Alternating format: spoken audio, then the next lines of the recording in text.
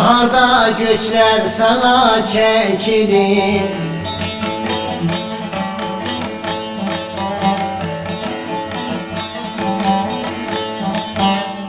Açılır köylüye yolun yaylalar, açılır köylüye yolun yaylalar.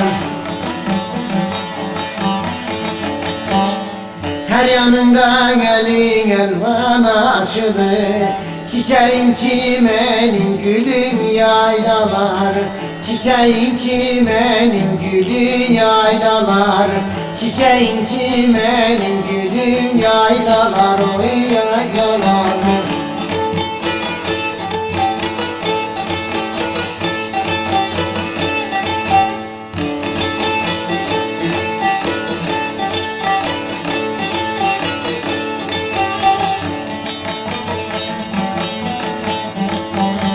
Hava gelir damarıma kanıma, gün artırır ömrüme günüme.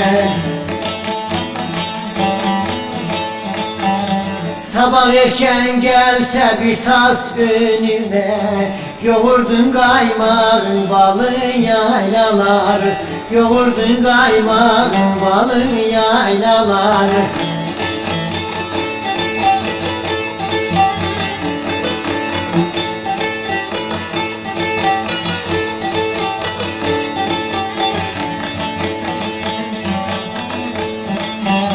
Mehmet gene sazın ele aldırdı, karşı elinin yüzünü hoş güldürdü. Kız geline ticareti bildirdi, elvanlı kilimin halı yaylalar. Elvanlı kilimin halı yaylalar. Elvanlı kilimden halı yaylalar, oy yaylalar.